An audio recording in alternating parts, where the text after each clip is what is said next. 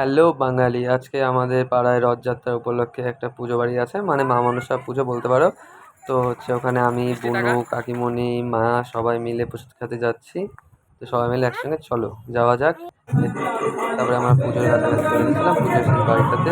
তারপরে আমরা যাচ্ছি, এখানে ডিজে বক্স পড়েছিল, সবাই নাচ গান হয়েছিল হয়তো। আমরা যখন গিয়েছিলাম তখন অনেকটা দেরি হয়ে গেছিলো। তারপরে গিয়েছিলাম, শুধু বক্স বাজছিল, তার বক্সের সঙ্গে যাচ্ছি।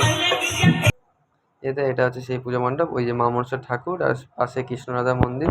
দেখে আমার মন্দিরটা খুব ভালো লাগলো। তারপরে আমরা প্যান্ডেলে বসে আছি, ব্যাচ বসেছিল খাওয়ার জন্য, চারদিকটা তোমাদেরকে দেখাচ্ছি।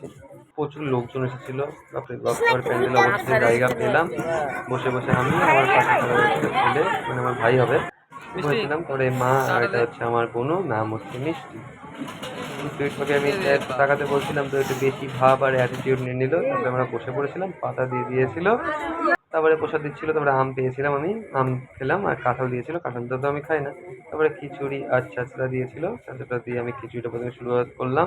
খিচুড়ির সেন্টটা মায়েরই অমায়িক গন্ধ বেরোচ্ছিল, তারপরে আমি খাওয়া শুরু করে দিলাম, আর রোধ করলাম না। তারপরে পনিরের তরকারি দিল, পনিরটা তো আমার খুবই ফেভারিট ছিল, পনিরটা খুবই টেস্ট ছিল। তারপরে আমি তো পুরো চেটে পুটে খাওয়া শুরু করে দিলাম। খাবার শেষ না হতে হতেই আবার চলে আসলো চাটনি, মানে বেশি খেয়ে ফেলছিলাম মনে হয়, জন্য তাড়াতাড়ি আমাদেরকে ওঠানোর জন্য চাটনি দিয়ে দিয়েছিল। তারপরে লুচিও দিয়ে দিল, গরম গরম লুচি। তারপরে দিয়ে দিল হচ্ছে পায়েস। পায়েসটাতে লুচি একবার ট্রাই করেছিলাম, খেতে ভালো লাগলো, কিন্তু আমি আর খেতে পারছিলাম না, পুরো হাঁপসে গেছি। সো পরে ভিডিও পাওয়ার জন্য লাইক কমেন্ট সাবস্ক্রাইব করে দিও। টাটা।